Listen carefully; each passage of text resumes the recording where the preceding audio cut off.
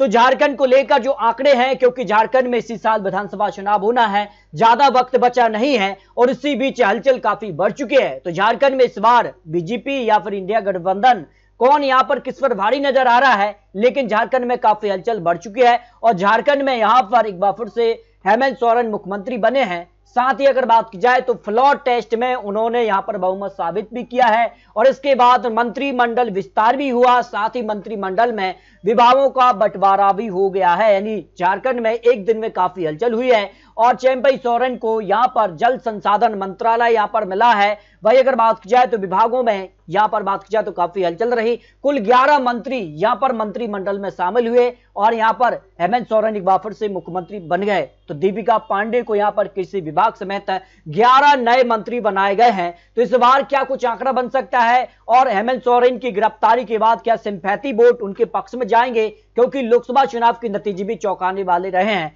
जहां एनडीए को यहां पर बात की जाए तो कुल 9 यहां पर सीटों पर जीत मिली। भारतीय जनता पार्टी अपने दम पर 8 सीट, 1 सीट उनकी सहयोगी आसू पार्टी के पक्ष में रही।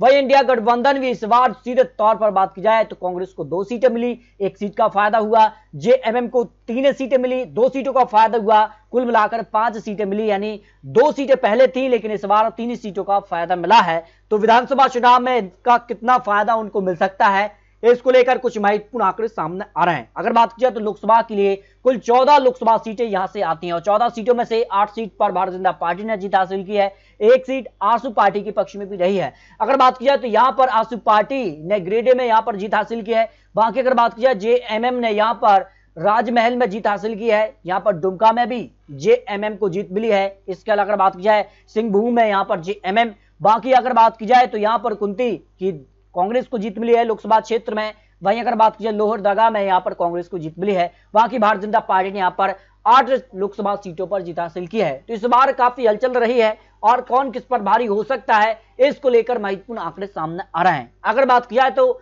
झारखंड को लेकर जो लोकसभा चुनाव हुए, उस चुनाव के दौरान जिन विधानसभा सीटों में यहां पर अगर बात की जाए तो यहां पर कंपैरिजन के तौर पर किस विधानसभा सीट पर किसका पलड़ा भारी रहा है, तो भारतीय जनता पार्टी ने 47 सीटों पर बढ़त हासिल की थी लोकसभा चुनाव दौरान। वर्तमान में उनके पास 26 विधायक हैं, लेकिन लोकसभा चुनाव में उनको विधानसभा क्षेत्रों में फायदा मिला है, जबकि आसू पार्टी को 5 विधानसभा क्षेत्रों पर बढ़त देखने को मिली थी। और अगर बात की जाए तो कुल यहां पर 52 सीटों पर यहां पर बढ़त देखने को मिली। वही इंडिया गठबंधन को 29 यहां पर जो है विधानसभा क्षेत्रों में बढ़त लोकसभा चुनाव दौरान मिली है। फिलहाल उनके पास यहां पर 49 विधायक हैं। तो इसका कितना फायदा उठे पाएगा, कौन किसके पक्ष में जाएगा, लेकिन महाराष्ट्र को लेकर और झारखंड को लेकर भारतीय जनता पार्टी यहां पर बात की जाए तो आगामी चुनाव को लेकर काफी मीटिंग कर रही है, काफी रणनीति के साथ इस बार चुनावी मैदान में है, क्योंकि 4 राज्य में इस बार काफी महत्वपूर्ण चुनाव होने जा रहे हैं। और अगर बात की जाए तो झारखंड में यहां पर श्री लक्ष्मीकांत वाजपेयी को भारतीय जनता पार्टी ने यहां पर प्रभारी घोषित किया है। तो झारखंड को लेकर क्या हलचल हो सकती है, झारखंड में आए दिन नए नए ऐलान हो रहे हैं और नए नए यहां पर आंकड़े बन रहे हैं। उसके बाद झारखंड में कौन किस पर भारी है, एनडीए फिर इंडिया गठबंधन, किसकी जीत में कितना दम है, इसको लेकर धनबाद की ही 10 विधानसभा सीटों में से भाजपा को 4 सीटों पर अनुमान है जीत का। वहीं इंडिया गठबंधन का 6 सीटों पर, अन्य को 0 सीट पर अनुमान हो सकता है। इसके अलावा गिरिडीह की 6 सीटों में से भाजपा को 3 सीटें मिल सकती हैं, इंडिया गठबंधन को भी 3 सीटें यानी कि पक्ष में यहां पर 0 सीट जा सकती है, जो अनुमान सामने आ रहा है। इसके अलावा यहां पर बात की जाए सिंहभूम की, यहां पर जो है 6 विधानसभा सीटों में भाजपा को 1 सीट मिल सकती है, जबकि इंडिया गठबंधन को 6 सीटों पर जीत का अनुमान सामने आ रहा है। यहां पर अन्य के पक्ष में भी 0 सीट की संभावना यहां पर हो सकती है, जबकि बोकारो की 1 सीट पर भाजपा को जीत का अनुमान हो सकता है। इंडिया गठबंधन अन्य के पक्ष में यहां पर 0-0 सीट की संभावना दिखाई दे रही है। पलामू की 5 विधानसभा सीटों के लिए भाजपा को 2 सीटें मिल सकती हैं, इंडिया गठबंधन का 3 सीटों पर पलड़ा भारी है, आने के पक्ष में 0 सीट जा सकती है। अब तक 28 सीटों के जो चुनावी अनुमान है उसमें भाजपा को करीब है 10 से 11 सीट का अनुमान है। वही इंडिया गठबंधन को 15 से 17 सीट और अन्य के पक्ष में 1 से 2 सीटों का अनुमान सामने आ रहे हैं। हजारीबाग की 4 विधानसभा सीटों की अगर बात की जाए तो भाजपा को 2 सीट है, 2 सीटों पर ही इंडिया गठबंधन के बीच सीधी टक्कर दिखाई दे रही है, इनके पक्ष में 0 सीट की संभावना यहां हो सकती है। पश्चिम सिंहभूम की 5 सीट में से भाजपा को 3 सीट, इंडिया गठबंधन का पलड़ा 2 सीट है और अन्य के पक्ष में 0 सीट की संभावना दिखाई दे रही है।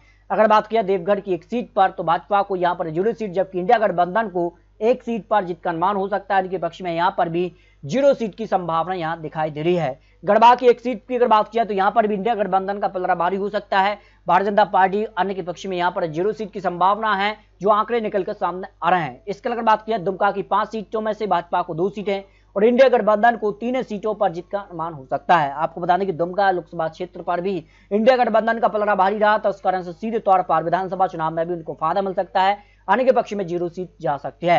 भाई अगर बात किया गोड्डा की 1 सीट पर तो भाजपा को यहाँ जीत मिल सकती है। यहाँ पर इंडिया गठबंधन अन्य के पक्ष में यहाँ पर 0 सीट की संभावना दिखाई दे रही है। साहिबगंज की 1 सीट पर भी भाजपा को जीत का अनुमान है, इंडिया गठबंधन अन्य के पक्ष में यहाँ पर भी 0-0 सीट जा सकती है। जबकि अगर बात की जाए तो यहाँ पर सरायकेला की 4 सीटों में भाजपा को 2 सीटें, 2 सीटों पर ही इंडिया गठबंधन के बीच सीधी टक्कर दिखाई दे रही है, अन्य के पक्ष में यहाँ पर 0 सीट जा सकती है। अब तक 50 सीटों का अनुमान में भाजपा प्लस के लिए यहाँ पर 25 सीट तक अनुमान है, 22 से 25 सीट, वही इंडिया गठबंधन को 25 से 28 सीट और अन्य के पक्ष में भी यहाँ पर 2 से 5 सीटों का अनुमान हो सकता है, जो झारखंड को लेकर महत्वपूर्ण आंकड़े सामने आ रहे हैं। इसके अलावा चतरा की 1 सीट पर भाजपा को जीत का अनुमान है, इंडिया गठबंधन अन्य के पक्ष में यहाँ पर 0-0 सीट जा सकती है। इसके अलावा गुमला की 1 सीट पर भी भाजपा को जीत का अनुमान है और यहाँ पर इंडिया गठबंधन के पक्ष में 0 सीट जा सकती है। रामगढ़ की 2 सीटों में से भाजपा को दोनों सीटों पर जीत का अनुमान सामने आ रहा है, इंडिया गठबंधन अन्य के पक्ष में 0-0 सीट की संभावना हो सकती है। अब तक 54 सीट के अनुमान में भाजपा को 26 से 30 सीट का अनुमान हो सकता है, वही इंडिया गठबंधन को 28 सीट और अन्य के पक्ष में 2 से 5 सीटों का अनुमान यहाँ पर दिखाई दे रहा है। पाकुड़ की 2 सीटों में से दोनों सीटों पर इंडिया गठबंधन का जीत का अनुमान दिखाई दे रहा है इनके पक्ष में और भाजपा को यहाँ पर 0-0 सीट जा सकती है। जबकि अगर बात की जाए तो यहाँ पर लातेहार की 1 सीट पर इंडिया गठबंधन की जीत की संभावना हो सकती है, अन्य के पक्ष में और भाजपा को यहाँ 0 सीट की संभावना दिखाई दे रही है। कोडरमा के 3 सीटों में अगर बात की जाए सीधे तौर पर यहाँ पर भी इंडिया गठबंधन का 3 सीटों पर पलड़ा भारी हो सकता है, लेकिन यहाँ पर बात की जाए तो 1 सीट पर भाजपा कड़ी टक्कर दे सकती है, अन्य के पक्ष में भी यहाँ पर 0 सीट जाने की संभावना दिखाई दे रही है। यहाँ पर सिमडेगा की 4 सीटों में से भाजपा और इंडिया गठबंधन के बीच सीधी कड़ी टक्कर दिखाई दे रही है, 2-2 सीटों पर यहाँ पर आमने सामने की सीधी टक्कर देखने को मिल सकती है, अन्य के पक्ष में यहाँ पर 0 सीट की संभावना दिखाई दे रही है। इसके अलावा किया तो खूंटी की 6 सीटों में से भाजपा को यहाँ पर 4 सीटों पर कमल खिला सकती है, इंडिया गठबंधन 2 सीटों पर जीत हासिल कर सकती है, अन्य के पक्ष में 0 सीट जा रही है। लेह दगा की अगर बात की जाए तो यहाँ पर 3 सीटों में से भाजपा को 1 सीट, 2 सीटों पर इंडिया गठबंधन को जीत का अनुमान है, अन्य के पक्ष में यहाँ पर 0 सीट की संभावना दिखाई दे रही है।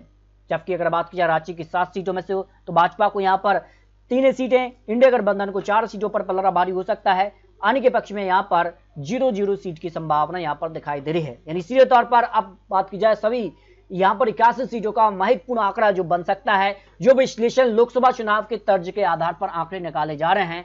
लोकसभा चुनाव और विधानसभा चुनाव को लेकर अगर बात की जाए तो काफी हलचल है, लेकिन बात की जाए तो यहाँ पर सीधे तौर पर इंडिया गठबंधन का पलड़ा भारी नजर आ रहा है। आज अगर विधानसभा चुनाव हो जाते हैं तो फायदा इंडिया गठबंधन को मिल सकता है, लेकिन अगर बात की जाए तो भाजपा को यहाँ पर 36 से करीब 40 सीटों के आसपास का अनुमान है, यानी भाजपा भी झारखंड में बहुमत का आंकड़ा हासिल कर सकती है, जो कि 42 सीटें हैं, उस आंकड़े के आसपास यहां पर पहुंच सकती है। जबकि इंडिया गठबंधन भी 40 से 45 सीटों के आसपास दिखाई दे रहा है, अन्य के पक्ष में 2 से 7 सीटों का अनुमान यहां पर हो सकता है, जो झारखंड को लेकर महत्वपूर्ण आंकड़े सामने आ रहे हैं।